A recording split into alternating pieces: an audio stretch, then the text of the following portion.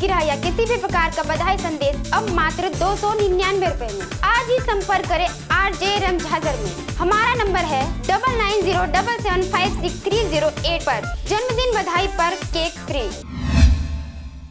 नमस्कार, आप देख रहे हैं आरजे रमझाजर और मैं हूं पुखराज सिंह। राज्य में त्रिस्तरीय चुनाव के दूसरे चरण का मतदान आज सुबह 7 बजे से प्रारंभ हो गया था। कोरबा जिले के पोड़ी उपोड़ा विकासखंड में मतदान जारी है। जिला प्रशासन द्वारा चाक चौबंद व्यवस्था कर शांतिपूर्ण मतदान कराया जा रहा है। कोरबा जिले में त्रिस्तरीय पंचायत चुनाव के दूसरे चरण का मतदान आज सुबह 7 बजे प्रारंभ हो गया। दूसरे चरण में जिले के पोड़ी उपोड़ा विकासखंड में मतदान जारी है। ग्रामीण सरकार चुनने के लिए मतदाताओं में काफी उत्साह देखने को मिल रहा है। लोग सुबह से ही मतदान केंद्र पहुंचकर अपने मत का प्रयोग करने उत्सुक नजर आ रहे हैं। मतदान केंद्रों में लंबी कतारें देखकर लगता है कि पंच सरपंच बनने को लेकर ग्रामीण मतदाता कोई भूल नहीं करना चाहते हैं। आपको बता दें कि दूसरे चरण के चुनाव के लिए जिला प्रशासन द्वारा पूरी तैयारी कर ली गई थी। सुरक्षा के पुख्ता इंतजाम किए गए थे।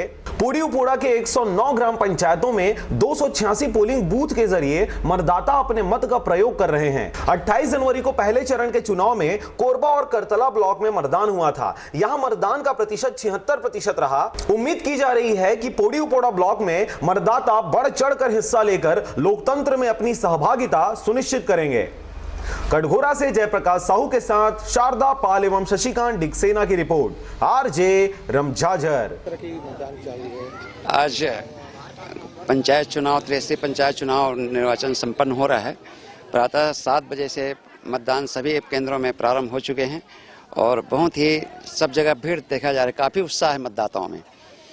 हमने अभी सब जगह केंद्रों का भी भ्रमण किया है। उसमें स्थिति अभी तक परसेंटेज करीब लगभग 16 से 20% के करीब मतदान की स्थिति चल रही है। अभी स्थिति कैसी? सभी वार्डों में मतलब क्या शांतिपूर्ण कर रहे हैं? बहुत ही शांतिपूर्ण है। सुरक्षा व्यवस्था बहुत पुख्ता किया गया है। किसी प्रकार के व्यवधान नहीं है और लोगों में उत्साह है, जागरूक हैं लोगों में। यही व्यवस्था है कि जैसे जो बुजुर्ग महिलाएं हैं, पुरुष लोग हैं और प्रेग्नेंट महिला हैं, जो गर्भवती माता हैं, उनके लिए भी हमने कहा कि इनको आगे से मतदान करने दीजिए ताकि इनको किसी प्रकार की दिक्कतें नहीं हो।